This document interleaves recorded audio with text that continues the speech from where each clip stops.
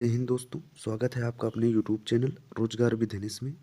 हम लोग पढ़ रहे थे मूल अधिकार। मूल अधिकार में हमने पढ़ा था समानता का अधिकार।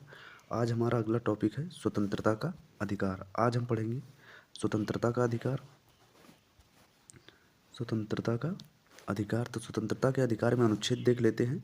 तो अनुच्छेद 19 में क्या कहा गया है? वाक स्वतंत्रता आदि विषय कुछ अधिकारों का संरक्षण है अनुच्छेद 19 में।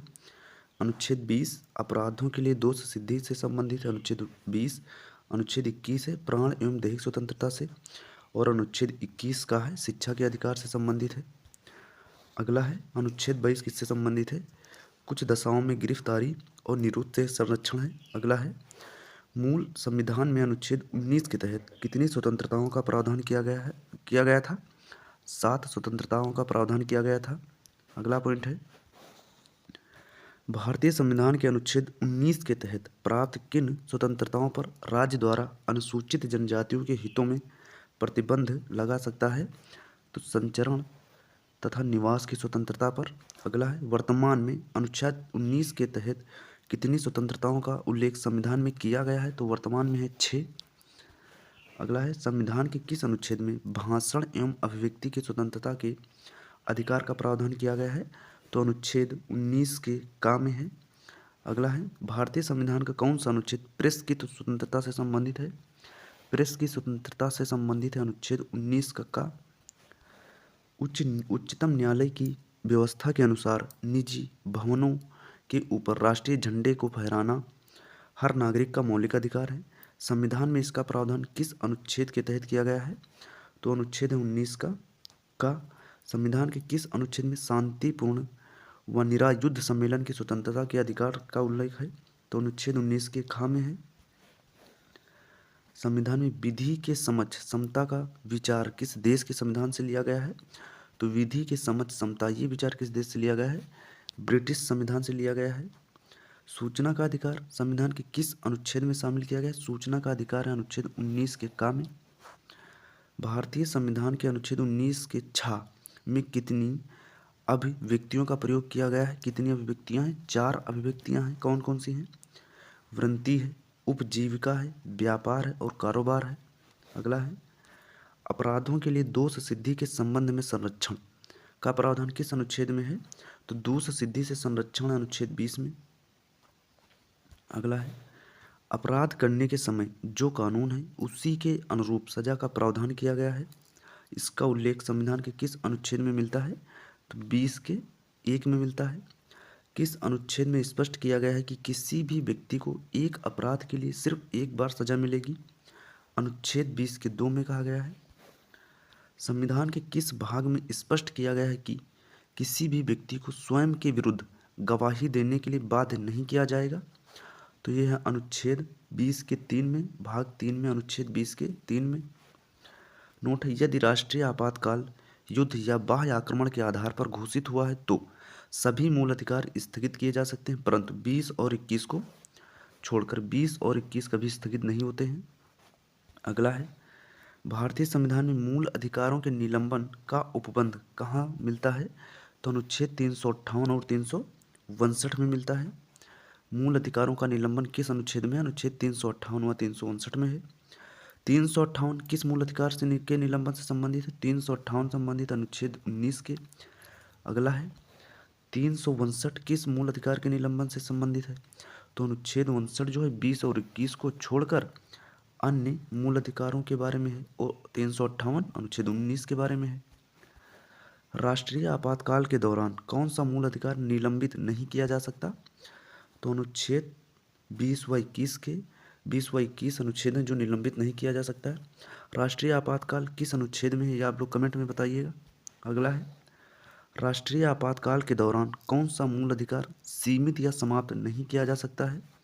तो व्यक्तिगत स्वतंत्रता तथा जीवन का अधिकार है। अगला है केवल नागरिकों को प्राप्त मूल अधिकार कौन से हैं? 5 वो मूल अधिकार हैं जो केवल भारतीय नागरिकों को प्राप्त हैं। पहला है अनुच्छेद 15। ये अनुच्छेद 15 भारतीय नागरिकों को प्राप्त है, जिसमें हम धर्म, मूल वंश, जाति, लिंग या जन्म स्थान के आधार पर भेदभाव नहीं किया जाएगा। अनुच्छेद 16 कहता है लोक नियोजन के विषय में अवसर की समानता। अगला है अनुच्छेद 19 वाक स्वतंत्रता, सम्मेलन, संगम, संचरण, निवास व वृत्ति की स्वतंत्रता। अनुच्छेद 29 है अल्पसंख्यकों के अल्प अनुच्छेद 29 अल्पसंख्यकों के संस्कृति और शिक्षा संबंधी अधिकार। अनुच्छेद 29 हो गया। अनुच्छेद 30 में है शिक्षा संस्थाओं की स्थापना और प्रशासन का अल्पसंख्यकों को अधिकार है। ये अनुच्छेद जो सिर्फ भारतीयों को प्राप्त है। ये 5 अनुच्छेद हैं। अगला है भारतीय संविधान के भाग 3 में कौन से अधिकार ऐसे हैं जिन्हें लागू करने के लिए किसी सीमा का निर्धारण नहीं किया गया है। कौन से वो अनुच्छेद हैं? अनुच्छेद 14, 17, 18, 20 और अगला है कौन से मूल अधिकार ऐसे हैं जिन्हें परिवर्तनीय बनाने के लिए कोई विधि बनाने की आवश्यकता नहीं होती है। तो अनुच्छेद 14, 19 और 21। भारतीय संविधान के किस अनुच्छेद में विधि की सम्यक प्रक्रिया के सिद्धांत को शामिल किया गया है? तो सम्यक प्रक्रिया अनुच्छेद 21 में।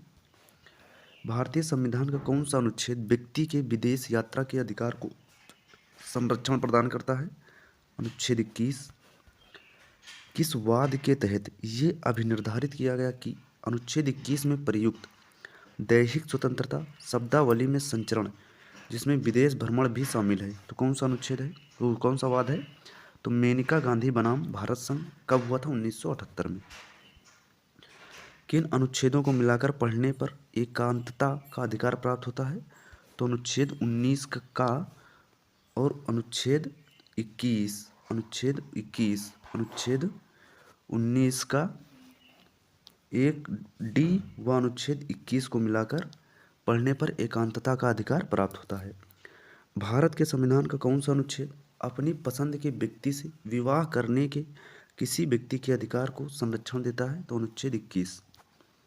अगला है किस संविधान संशोधन द्वारा ये प्रावधान किया गया कि अनुच्छेद 21A के तहत प्राप्त प्राण एवं दैहिक स्वतंत्रता का मौलिक अधिकार राष्ट्रीय आपातकाल की स्थिति में भी सीमित या समाप्त नहीं किया जा सकता है?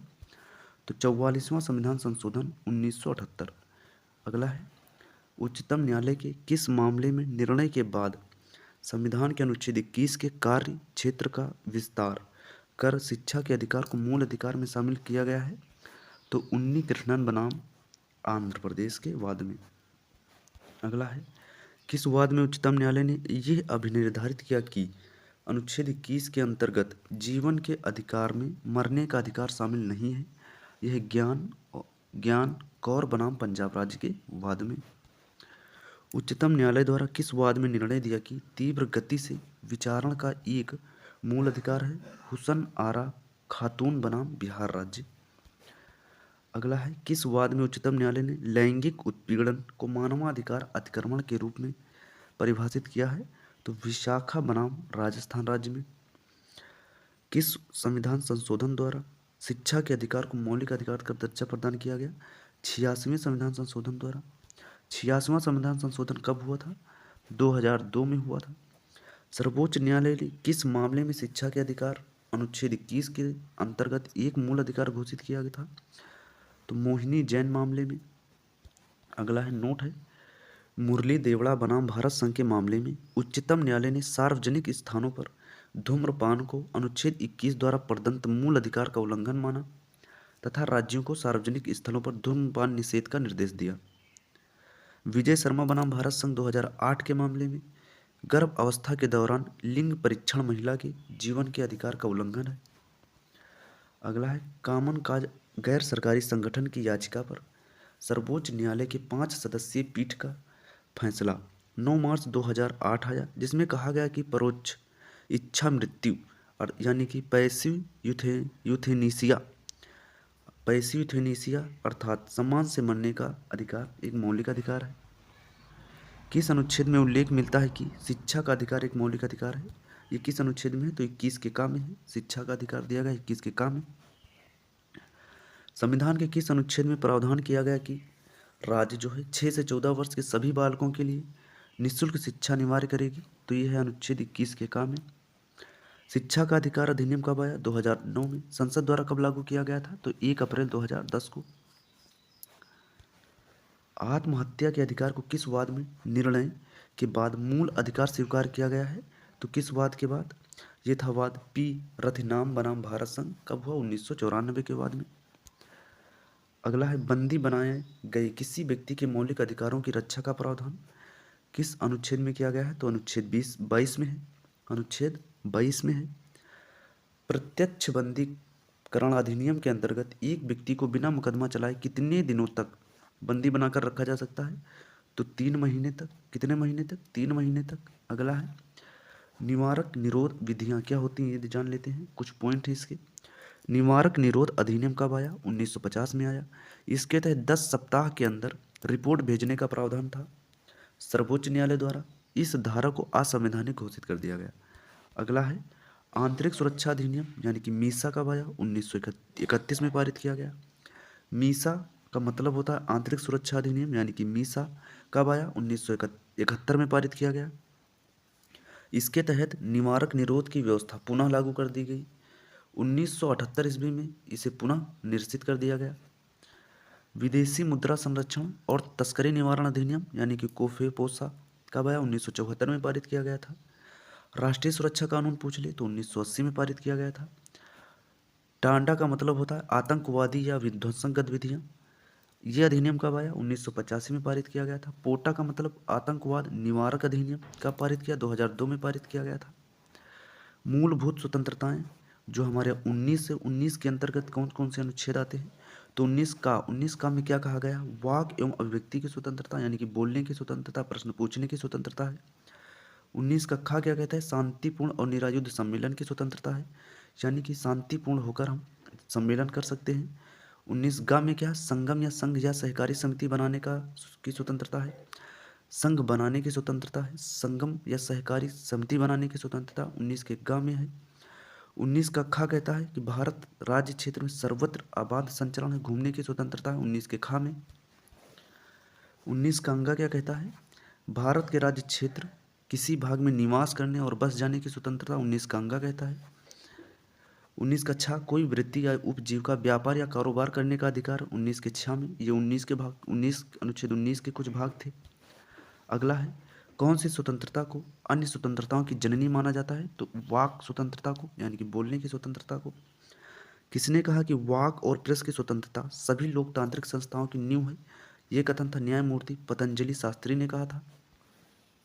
संचरण के अधिकार के कितने आयाम हैं? तो 3 आयाम हैं। कौन कौन से हैं? पहला है देश के भीतर संचरण का अधिकार है, देश के बाहर संचरण का अधिकार है, देश में वापस आने का अधिकार है। संचरण मतलब घूमने फिरने का अधिकार। किस वाद के तहत ऋषिकेश महापालिका क्षेत्र में लगे प्रतिबंध को संवैधानिक घोषित किया गया था? तो ये वाद था ओम प्रकाश बनाम उत्तर प्रदेश राज्य के वाद में। ओम प्रकाश बनाम उत्तर प्रदेश राज्य के वाद में। अगला है वाक एवं अभिव्यक्ति की स्वतंत्रता के अधीन कौन कौन से मूल अधिकार हैं? तो ये है प्रेस की स्वतंत्रता, राष्ट्रीय ध्वज फहराने का अधिकार है, वाणिज्यिक भाषण की स्वतंत्रता है, चुप रहने का भी अधिकार है, सूचना का भी अधिकार है, जानने का भी अधिकार है और विदेश जाने का अधिकार है। ये अनुच्छेद के मूल 19 के सब मूल अधिकार है। अगला है राज्य किन आधारों पर वाक एवं अभिव्यक्ति की स्वतंत्रता पर प्रतिबंध लगा सकती है? तो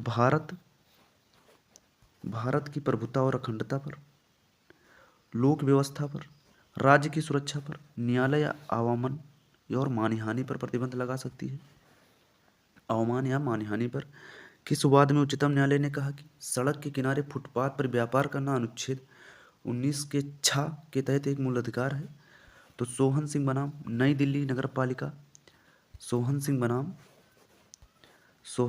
बनाम नई दिल्ली नगर पालिका कमेटी कब हुआ? 1989 में। अगला है भारतीय संविधान द्वारा एक व्यक्ति को कौन सा संरक्षण प्रदान किया गया है? तो सीमित मात्र में गिरफ्तारी और निरोध से, कार्य के बाद विधि से, दोहरे संकट से, स्वयं अपने विरुद्ध साक्षी होने से। दोहरे संकट का क्या अर्थ होता है? किसी व्यक्ति को एक ही अपराध के लिए एक बार से अधिक अभियोजित या फिर दंडित नहीं किया जाएगा। अगला है प्राण और दैहिक स्वतंत्रता का अर्थ क्या होता है? प्राण का अर्थ केवल पशुवत अस्तित्व या जीवित रहना नहीं, बल्कि इसके अंतर्गत मानवीय गरिमा के साथ जीने का अधिकार है। अगला है दैहिक स्वतंत्रता के अंतर्गत मनुष्य के वे सभी दैहिक स्वतंत्रताएं आती हैं जो पहले अनुच्छेद 19 में सम्मिलित नहीं है। किस वाद में सर्वोच्च न्यायालय ने निर्णय दिया कि महिला कर्मियों का यौन उत्पीड़न लैंगिक समानता प्राण एवं देह स्वतंत्रता के अधिकार के अतिक्रमण की श्रेणी में आता है। ये वाद था विशाखा बनाम स्टेट ऑफ राजस्थान। विशाखा बनाम स्टेट ऑफ राजस्थान का ये वाद था। अगला है किसकी याचिका पर सर्वोच्च न्यायालय ने एनिमल वेलफेयर बोर्ड की याचिका पर सुनवाई करते हुए अनुच्छेद 21 में प्रमुख खंड जीवन में जानवरों के जीवन को भी सम्मिलित किया था। तो एनिमल वेलफेयर बोर्ड कब हुआ? 2014 की याचिका पर। अगला है भारतीय संविधान के अनुच्छेद 22 के अंतर्गत कितनी प्रकार की गिरफ्तारियों का उल्लेख है?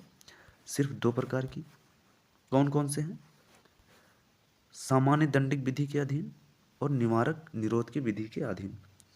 किससे अनुच्छेद 22 का संरक्षण नहीं मिल पाता है? तो अन्य देशीय शत्रु और निवारक निरोध की विधि के अधीन निरुद्ध व्यक्ति को। अगला है भारतीय संविधान किस समय निवारक निरोध की व्यवस्था लागू करता है? तो आपात व शांति दोनों समय में। भारत में निवारक निरोध को संवैधानिक दर्जा प्रदान करने का उद्देश्य क्या है? देश की एकता और अखंडता, समाज विरोधी तथा सुरक्षा को क्षति पहुंचाने वाले तत्वों को नियंत्रित करना। अगला है भारतीय संविधान के अनुच्छेद 22 का 4 और तथा 5 के अधीन निवारक निरोध के अंतर्गत गिरफ्तार व्यक्ति के संबंध में क्या प्रावधान किया गया है?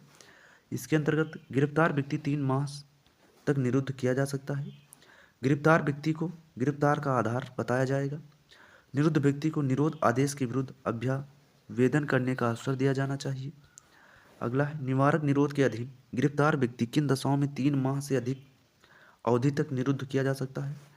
तो सलाहकार बोर्ड की राय में निरोध के पर्याप्त कारण हो।